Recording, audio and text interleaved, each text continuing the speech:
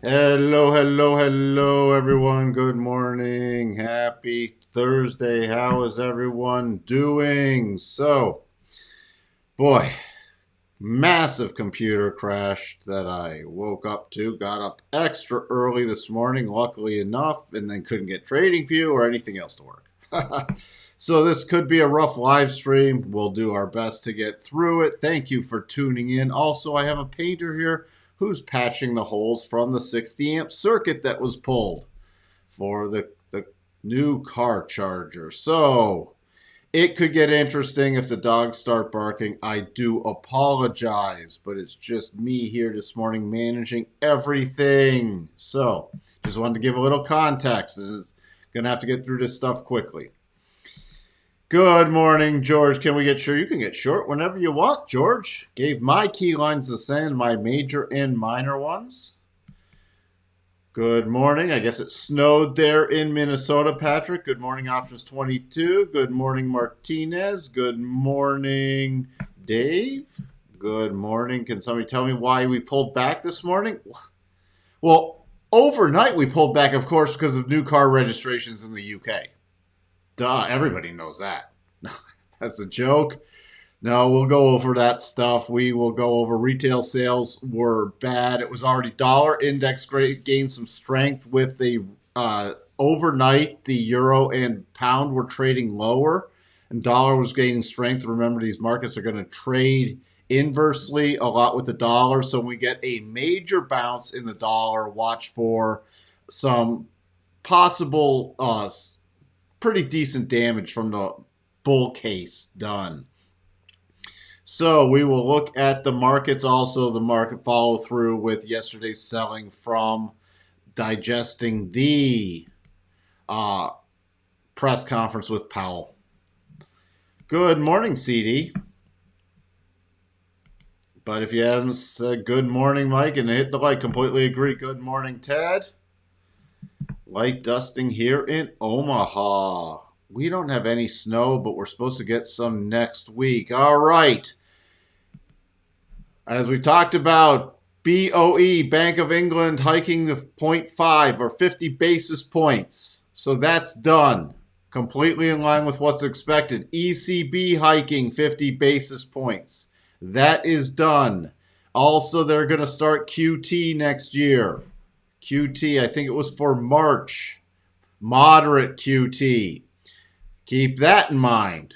Retail sales was a pretty big miss. Forecasting contraction 0.1 coming in minus 0.1 coming in minus 0.6, and that is not inflation adjusted. So that is a huge miss.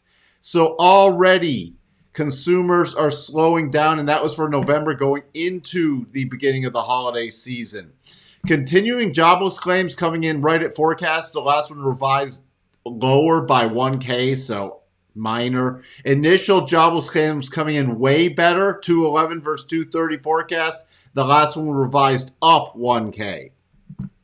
Philadelphia Fed manufacturing unit. So everything except for a lot of initial jobless claims are still showing strength. Continuing jobless claims coming in line, but that was rising for many weeks prior to this. But you see Philadelphia Fed manufacturing index, forecast minus 10, actual minus 13. So yes, it is better than previous, but still in contraction. Retail sales ex autos coming in minus 0.2. NY Empire State Manufacturing Index forecast minus 1 coming in minus 11.2. The prior was positive. The Philly Fed employment coming in with contraction. Prices paid actually contracting, so that was good news. We're in the ECB press conference right now. In about 6 minutes, we have industrial production going to be very minor. At 9 Central, we have business inventories expected at 0.4% increase. And then that is about it for today, going into tomorrow's massive 3.6 trillion OPEX. The market map is pretty red across the board, except for some China stuff. that's bouncing today, but pretty red so far. Decent pressure in the mega caps down. You can see from the sector, all sectors, the rotation. Remember, the rotation back into lagging stuff and junk, like communication services, which we're still long-term bearish on, now rolling back out of it.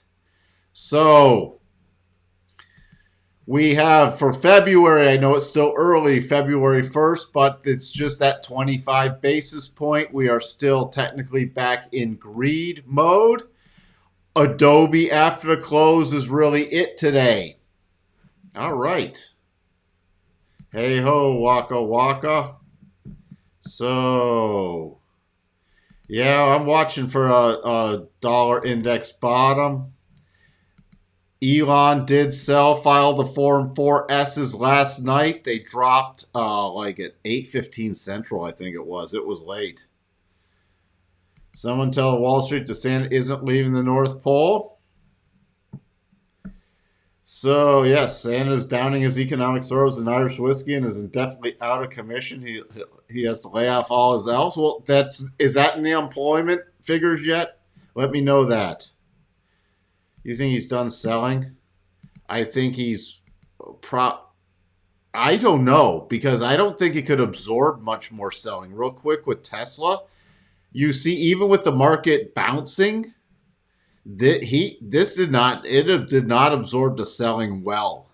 So I don't know if he's done or if it's going to wait for another bounce and then a rollover play, because he's got that window until the lockup earnings period next year. So we shall see, but just because I'm on this now, it looks like a pretty decent gap down, 152.70 from the close, 156.80. So the only bullish thing we'll be watching for the gap fill. Next minor support level is 148.38 for those Tesla bulls. By the way, this is no longer a potential double. And again, never confirmed or triggered. So the only thing I'll be watching for on the open is the gap. To the S&P. Today watching, we're well below the 62.5, 40.13. Now remember, OpX and the we're tipping back into negative gamma, but we do have OpX tomorrow, and the key strike is 4K. So that's what is really key. I doubt we'll break the key critical level before tomorrow. Once OpX is out of the way, the picture does change. So that's where we go back to that 39.11.25. I am keeping an eye at this 39.50 level, because that's it's roughly 39.47.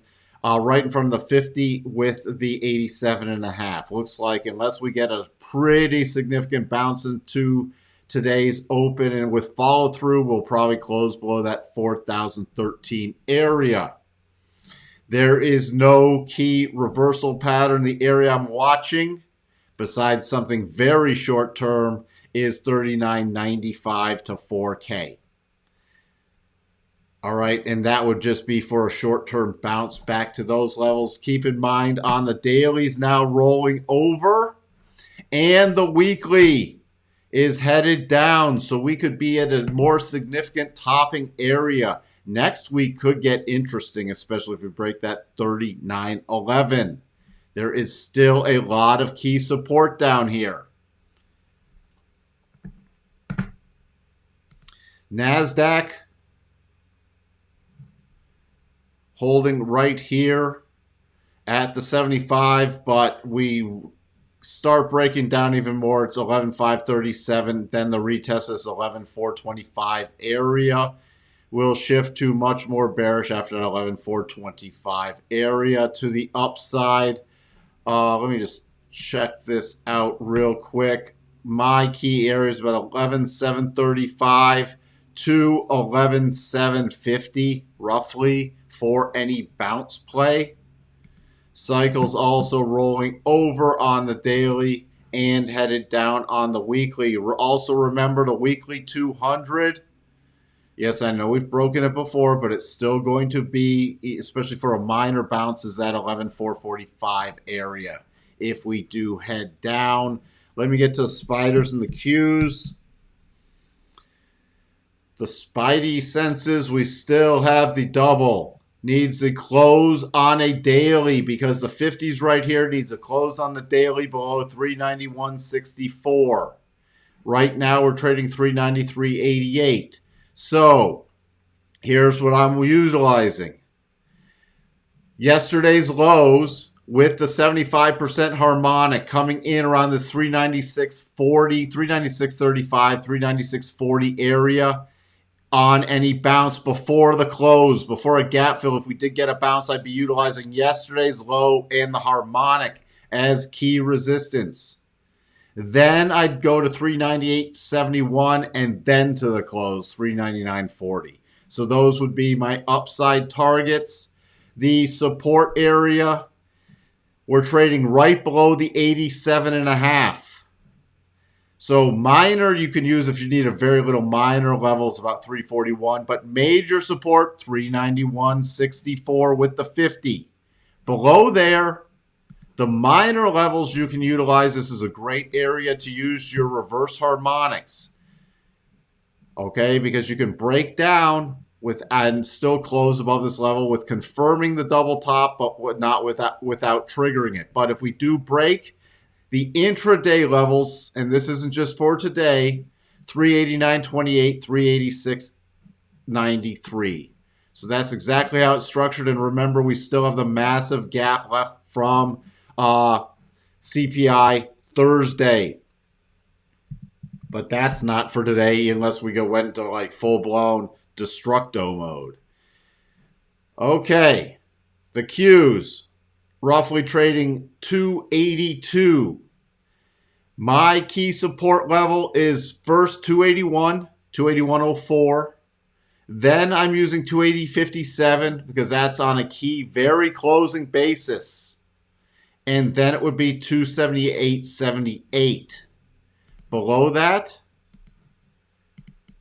harmonics, 276.52. Major harmonic cluster at 274.30. 274.20 to 274.30, tying in with CPI Thursdays just ahead of the low. So that's a key critical area on a continued sell-off.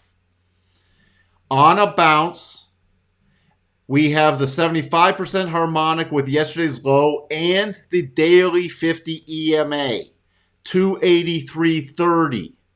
Then I will use 284.45.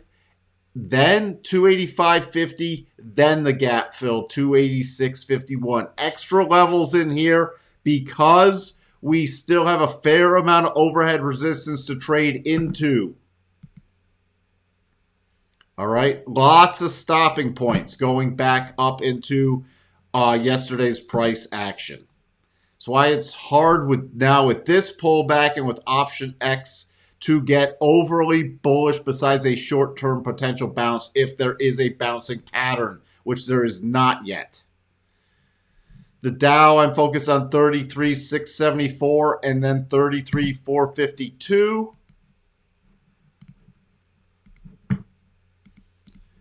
And then my next major level would be just in front of 33,000. We have the 50 EMA and a harmonic level there. Minor would be 33,230, which ties in roughly close to a low from the 17th.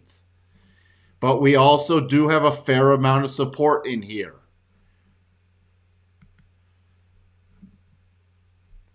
Russell is just 1797. To 1800 is support. We break below that about 1778. Resistance now coming in at about 1820. The DAX breaking down below that 14,200 at this point. So I'm really focused on to see where this does close today. The short-term levels, 14,136, 14,076 to 14,052. But we close below these key lows, this 14.2. We could easily start targeting a pullback to the 50-day exponential. Notes, Really tight range so far. I am watching today's price action 14,117 and then for a breakout about 115.03, but that would just be short term into the high from Tuesday. Again, there aren't a lot of great patterns in here, so I'm waiting for more to develop. We mentioned the dollar index, which now is reversing into the U.S. Open. We had a decent bounce, which is now getting reversed with the ECB press conference. I can't see what exactly they're saying, but the press conference started 7:45 in ECB, and you see it must be more euro hawkish, dollar interpreted as dollar weakness. However, we do have a key line in the sand today about 104. So that's what I will be watching on any bounce back. We are getting cycles at the bottom. We might not get the substantial dollar move until after OpEx also tomorrow. And that's not because of OpEx, but it will free up a lot of other residual capital and positions. VIX, nothing much today so far. My resistance area on any rally is about 22.25. Support coming in at yesterday's lows, 21.08. Other than that, I'm just going to key more off the markets with OpEx tomorrow. Oil topping out still at, this is trailing, topping out at the rotation zone.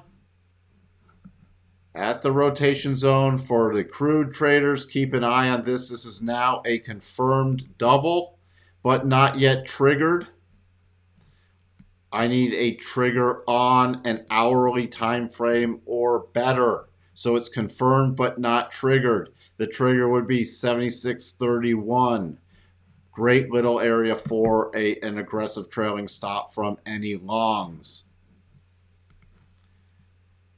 Where else do we sit? Euro's got to be rallying again. Yep, you see the dip, the rally. I am still watching for this area to be a key topping pattern, but on a continued rally, the next minor area is about 107.50, and then we have 107.87.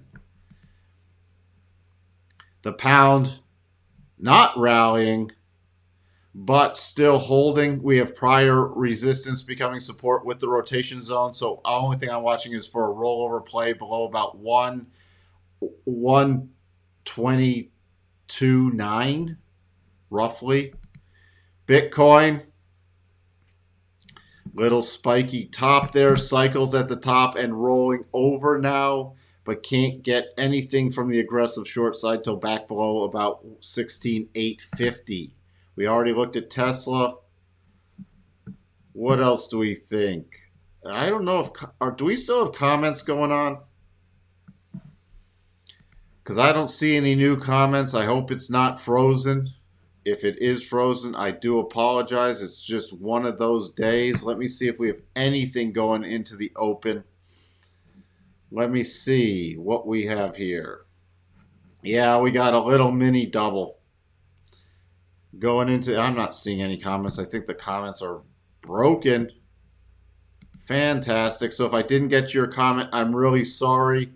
Above 39.83.75. Then I'm watching 33.91. 33.94 would be my key target. I would not be keying off this last one, 33.998. This would be more aggressive, but that's what I'll be watching into the open. Yeah, I'm not seeing any new comments, so it looks like they are frozen in ECAM again. Wonderful. All right, that's the only little bullish thing. We are trading against some key closing areas. You notice the close from December 8th, 39.65 area, and then the reversal close from the 9th. 39.68. So I'll be using 39.65 sort of, and then the gap open 39.65.75. So 39.65 is going to be key going into the open for me based off a little just price action short term support area. to watch if it does trade lower just into the open with that. This would be a good day to tune into the tick also. And these could be quick reversal moves, but unless we get substantial momentum, I'm taking it cautious because of OpX tomorrow. Yeah, I'm not seeing any chat stuff in here. So sorry about that. Let me see if I can. Oh boy, great. Don't do that. Hold on. Oh, fantastic. Boy, great. Don't. Hey, there's me again. Do that. Don't. Now, where do we go? Oh, it's really. And 2 windows crashed. Oh boy. All right, this is just obviously not going to work today. I will be back tomorrow or today after the close. Remember, Adobe after the close, which I actually think is going to be a pretty nice short trade.